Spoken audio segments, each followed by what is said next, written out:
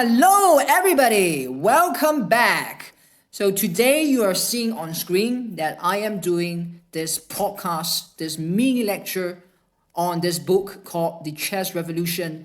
It is written by Peter Doggers, a famous chess journalist.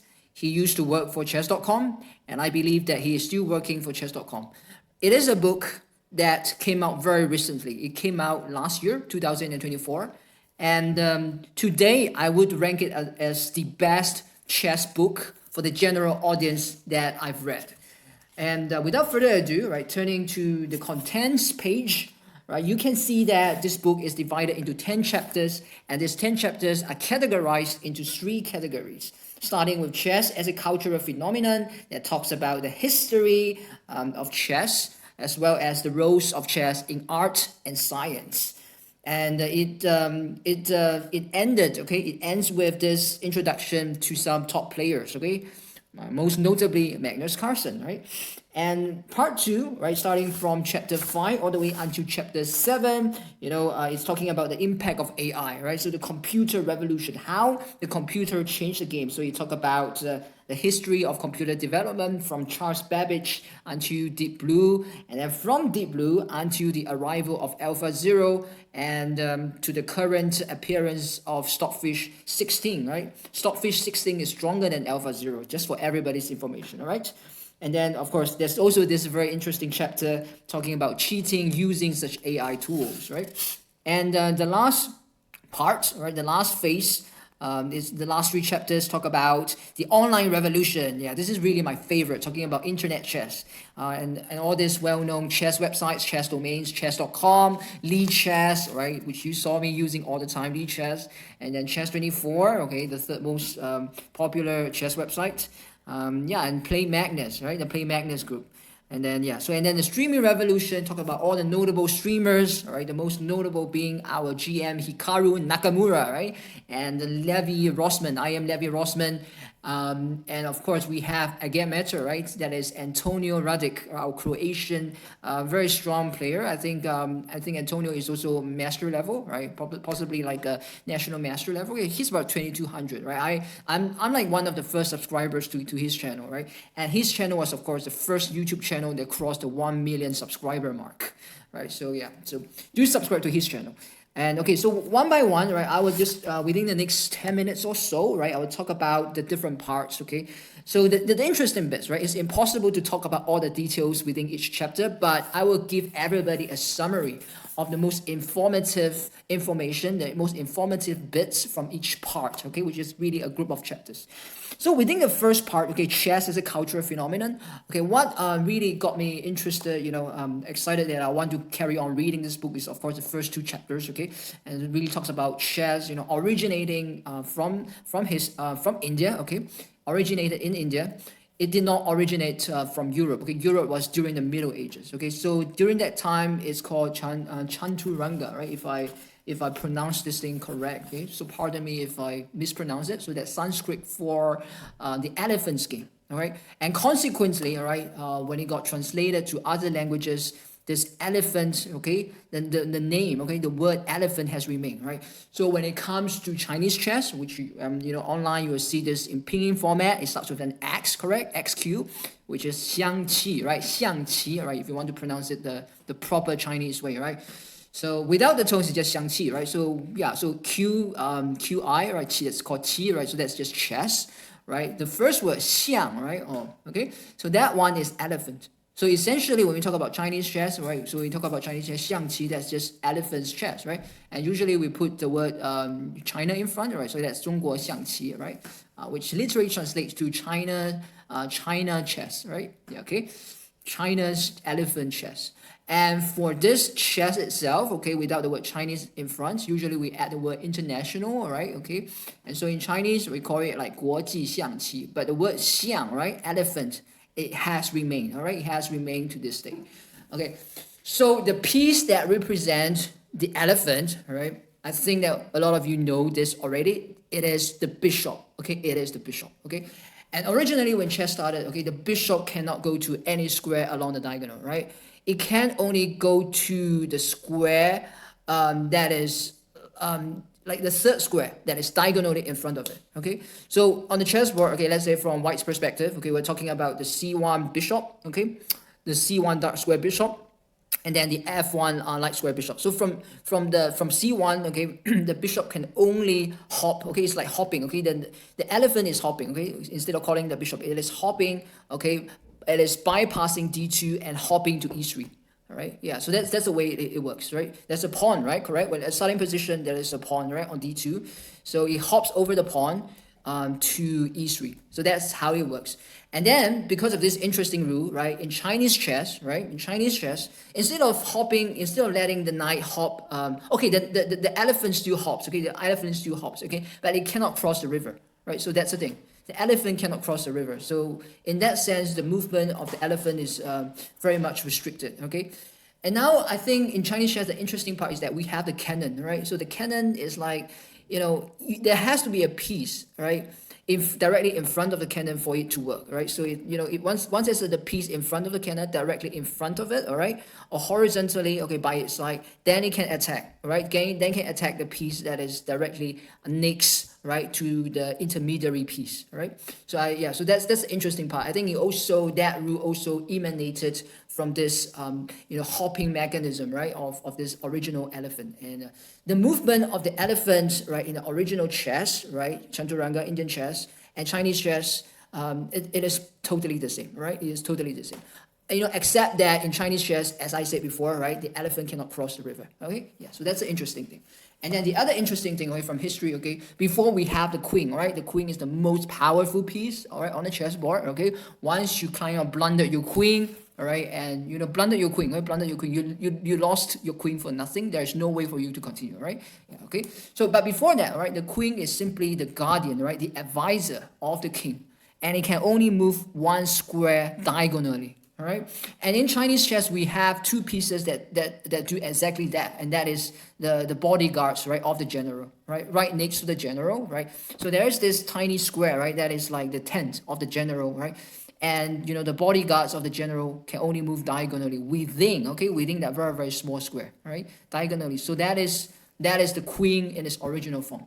So how did the bodyguard, okay, of the king, of the general, how did it become, right, the most powerful piece on the board?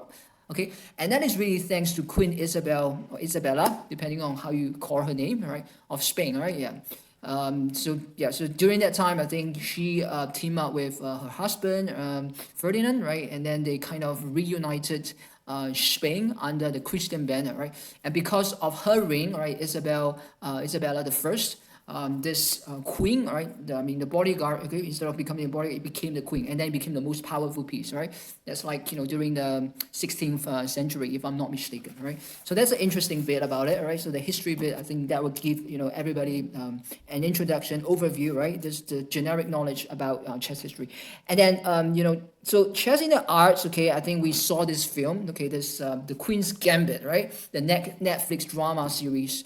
So for some of you who haven't watched it, I do recommend all of you to watch it, right? If you can get a hold on the full series, go and watch it. But segments of it, okay, are perfectly available on YouTube, right? And on some other channels. So go and watch it, very nice. And then chess and science, right? You talk about the psychological experiments that utilized chess as a platform, as an experimental platform. So a lot of such studies, I'm very, very well acquainted with those studies, okay? Those classical studies, I know every single one of them because I am a psychologist, right? I have a PhD in psychology. So the most famous is, of course, Chase and Simon's, this experiment, showing that masters, experts, and novices, they all perform the same when it comes to random jumbled up positions, okay? There's just no configuration for them to recognize, okay? So regardless of your expertise, you're just performing poorly. But however, when it comes to these normal, typical chess positions, of course, the masters will outperform the novices, the ordinary experts, correct? Yeah, because, like the recognition memory, which they attributed to chunks of information, okay? Chunks of meaningful visual spatial patterns. So this is what this entire chunking theory is about. And of course, this chunking theory also influenced other developments in psychological science, okay? Like for instance, like the recognition of Chinese characters, okay? Traditional Chinese characters is made up of chunks of meaningful radicals. So that's where chunking also came in, all right? Just to let everybody know. And brilliance at the board, okay? Biggest stars in chess. So the biggest stars, I think in this book, all right, as long as this book is concerned, it mentioned people like Garry Kasparov, Bobby Fischer, and Magnus Carlsen, right? As the three, potentially the three greatest chess players, okay? With an S, the three greatest chess players of all time. And then I think right now, I think according to some of the polls, I mean, Garry is still ranked slightly ahead, simply because Garry's career, right, was longer, right? So Magnus is getting there, of course. Magnus is getting there. So Magnus has been almost world chess champion for. No, he was world chess champion for 10 years, correct? Yeah. But before that, I mean, of course, he played chess for more than 20 years, right? Ever since he was a child, right? Yeah, of course. So, you know, Garry also, I think Garry played chess until he was like, somewhere, I think he quit chess at 2005. So when he was like 42 or 43, okay, 42, I think 42, that he kind of retired from playing classical chess, okay? But I think after that, after 2005, he was still pretty active in rapid and blitz chess, okay? Okay. All right, so yeah, so that's a very interesting part as well, okay? Yeah. And then impact of AI. So that's maybe like this, possibly the second most interesting part. So you talk about Deep Blue. So everybody, okay, if you haven't heard of Deep Blue, something is seriously wrong with you, right? So there's like two matches with Garry Kasparov. The first one in 1996 and the second one in 1997. So in the first one, okay, Deep Blue lost to Garry, right? Deep Blue, I think, lost by 1 or 2. I think it was 2 points, if I'm not mistaken. And then the 1997 Deep Blue won, okay, by a very narrow margin of 1 point, all right? That's simply because Garry kind of misplayed the opening in the last game, all right? And then somehow he played the Caro-Kann. I mean, he's a Sicilian player. He played the Caro-Kann. And then he willingly went for this variation, okay, this not so popular variation that allowed White to sacrifice his knight on one of the moves, right? I think it was move 8 or something, okay? And after that, because of the superior tactical prowess of Deep Blue, right, the enhanced Deep Blue, right, in 1997, he lost the match, okay, and then that was only a 6-game match, all right, because the sponsors don't really want this thing to continue, right, because if it's a longer match, then more funding is required, and the interest of the viewers may simply wane, right. But seriously, as a chess fan, as a chess pundit, I think just this 6 games is just I mean, in today's context, it really shouldn't be considered as a serious match, all right? So I think if the match was longer, Garry may have beaten Deep Blue, right? So what happened to Deep Blue, right? A lot of you didn't know about this. Do we actually have a commercial version of Deep Blue these days? No, right? Deep Blue was run on supercomputer. I think it's software, okay? Its software was integrated into the hardware. So the software was seriously like a BIOS, okay, like a BIOS for ordinary computers, okay. That it just came with the motherboard. So without the hardware, the software simply cannot run, right?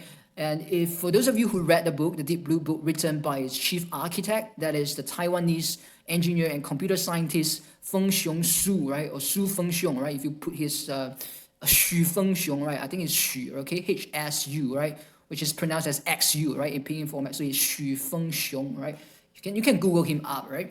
So based on Xu, right? So that thing was kind of disassembled for I don't know why it was disassembled. Okay, I think they're possibly trying to conceal something, right? So I think that was really a disappointment, right? So part of it was shipped to a museum, right? And some part of it was shipped to another place for storage. Okay, you guys can read the book. And so after that, it was after winning game number 6 against Garry Kasparov, it was simply out of operation. Yeah, it's just so that's the thing, right? And then that was really quite a pity, right? But never mind that. So because these days, within the past I would say like 5 to 10 years, okay, we had this huge surge in the development of artificial neural networks, right? ANN. And recently, I think last year as well, right? So the ANN won the Nobel Prize, and then it was awarded to one of its chief promoters, okay, which is the godfather of AI, okay, Dr. Jeffrey Hinton, all right? So for those of you, right, who want more information, please go and Google, right, ANN Nobel Prize, and Hinton, right, Hinton, and you should find all the information you need, all right? And also, I also encourage everybody to read the Nobel Prize article. There's a PDF article introducing to everybody, the general audience, about what ANN is, okay? So please go in and read, okay? I'm not going to elaborate further, right? Okay, so now, right, so recently, like I think in 2018 or 2019, I think it was 2019, we have AlphaZero, right? Yeah, so before that, there was AlphaGo, right? But AlphaZero was like a, just like version 2 of AlphaGo. And okay, that AI, right, it's defeated, okay, this Stockfish 8.0, okay, which is a much weaker version of Stockfish 16.0 here these days. And then it just defeated him like almost like 28 games, and then the rest were drawn, right? That's like 100, over 100 games, okay? So Stockfish 8.0 based on some kind of rule-based learning and without any kind of neural network, it just simply cannot win a single game against an AlphaZero. Right, and then this really shows, right, that's really like the coming of age, okay, of ANN. It just shows that ANN is a superior computational architecture than the normal kind of decision tree, that sequential search. Okay, that's, yeah, I mean, so, yeah, I mean, the old version, the old algorithm, this rule-based, brute force, that does not lead to superior, God level chess performance. So you to get to somewhere, something that is divine, something that is virtually unbeatable, right? You got to use ANN, you got to use neural networks. So that is AlphaZero in a nutshell, right? So the details of it, right, everybody, there is another book called this AlphaZero book. Let me just try to recall, right? Game Changer, right? So it's called Game Changer by Matthew Sadler, right? I think Sadler was also a GM, right? I mean, he wrote a lot of books. He's from the UK, right? He's from England. So that's a very good book as well, Game Changer, and I think our author Peter Doggers, he also mentioned that Magnus got a copy of that Game Changer book, and Magnus said that that book really helped him to improve, right, his tactical abilities, his strategies. Okay, that's a very interesting bit of information for me. Okay, and now the dark side, right? Coming to the end of part 2, the dark side, cheating in chess. Okay, this one I think everybody knows about it, right? With all these computers, all these advanced AI tools, I mean, cheating has become so much more easier, right? Much more efficient and insidious. So there was this famous cheating scandal, right, involving so-called scandal, right, involving Hans Niemann against Magnus Carlsen, and later on there's also Hikaru, right? Hikaru Nakamura was also involved because he made a few videos, saying that Hans cheated in his younger days, yada yada yada. And I think Elon Musk, surprisingly, was also involved because he was the guy who tweeted, right, the potential use of anal beads, right, that sex toy, vibrating anal beads, right? Essentially, it's inserting all those round-shaped vibrators into your anus, and then depending on how those beads vibrated, you would roughly know how and where to move your chess pieces. Okay, I think that's a little bit too far-fetched, and because of that, okay, Hans actually, he sued, all right? He sued Magnus, he sued Hikaru, but the lawsuit didn't go anywhere because ultimately, Hans was asking for way too much, and then no judge actually want to affirm, right, his accusations, and so the three people, right, the three persons involved, they reconcile with each other. So that's the end of the scandal, right, for everybody who is interested. But still, it can be done. Okay, just to let everybody know that it can be done. Having those anal beads, right, in your anus. It's very painful, very uncomfortable. And also for me, I think that is easily detectable because the thing, when it's vibrating in your anus, it's going to make some sound, right? And ultimately, your opponent is going to find that thing out, right? So if people actually use such beads to cheat, it is a very crude way of cheating, okay? Understandably, it cannot be easily detected by the metal detector, but still, okay? The sound that it makes in a very quiet room, it is sufficient to inform your opponent, right, that something is amiss, right? So coming back to Hans cheating using anal beads, my personal feeling is that I think it's very unlikely, very unlikely. It's just that unfortunately he has cheated in a few events, okay, online events, titled Tuesday's event in his younger days, but he is not the only titled player doing that, right? So that is forgivable, right? Anyway, he's still a young person, all right? He's much younger than me, all right? I'm old enough to be his father. So being a younger person, I think we should, live and let live, okay? Let him live, right? And then, yeah. And by the way, Hans also has a YouTube channel, and then I also watch his channel from time to time, right? So yeah, huge respect to him. Okay, it doesn't really matter. Okay, now let's proceed to the last part, right? The online revolution, which to me, I think that was the most revealing part because it told me certain things that I do not know about, okay? Like, the whereabouts of chess24.com these days, okay? Is without reading this book, I wouldn't have known, right? That chess24.com was bought by chess.com something like 2 years back. Okay, now, after reading this book, I'm perfectly aware. So now chess24.com actually be launched to chess.com, okay? So this is something that all of you should know. So when you see, last time during our World Chess Championship, any other kind of major tournaments, okay, major events, when you see chess24.com presenters, they're also working for chess.com, okay? So that's something very interesting. And before that, okay, before chess.com, became part of chess.com, chess24.com became part of chess.com, it was actually bought by the Play Magnus group, right? So remember last time when Magnus became the World Chess Champion in 2013, he also created an app, right? The Play Magnus app in 2014, right? I used to play on it, yeah. And then I think Magnus, on that app, Magnus at age 10 is already super strong, right? Yeah. And then there was one event, I think it was one Tata Steel event that they make all these different players, top players play against Magnus 10, and a lot of them couldn't beat them, right? Yeah, people like Pragananda cannot beat them. Yeah, Van Forest, Jordan Van Forest, right, from Netherlands, he cannot beat them. Okay, Duda as well, Duda from Poland. Yeah, that's very interesting to watch because the players were only given like 2 minutes. Yeah, only a few other GMs are able to beat the Play Magnus app, right? So that's highly interesting. So I hope that everybody enjoyed this trivia. So the thing is that, when, it really took a lot of effort, okay, on the part of chess.com's two famous founders, okay. One is Erik, Allebest, the other is Severson, right?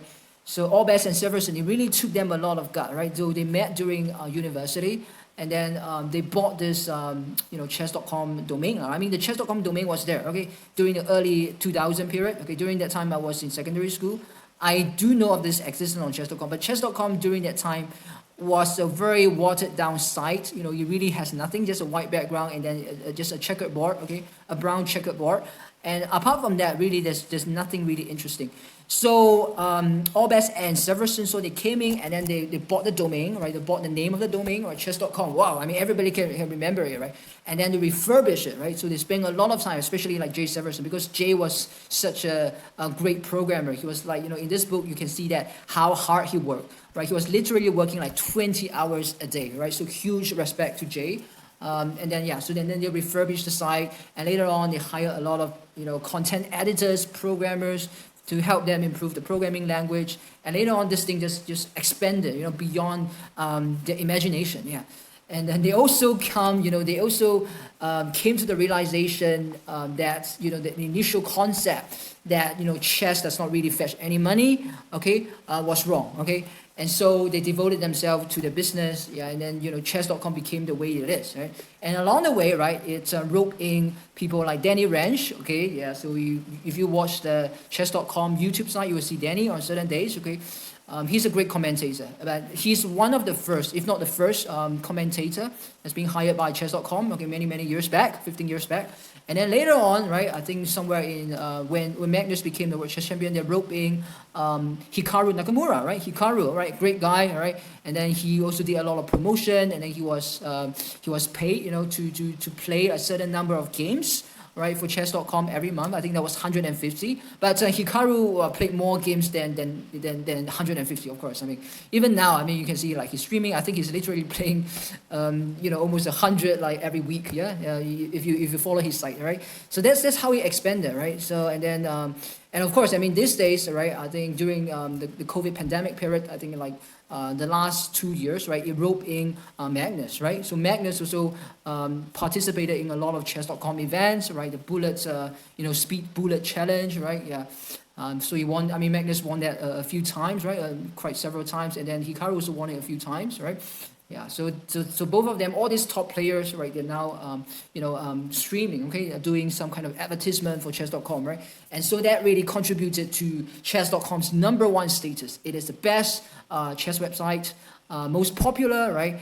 And of course, I think in content-wise, it's really rich. Okay, really rich. Okay, so whenever I look at chess news, chess events, chess.com is always the first website I go to, and then Lee Chess comes second.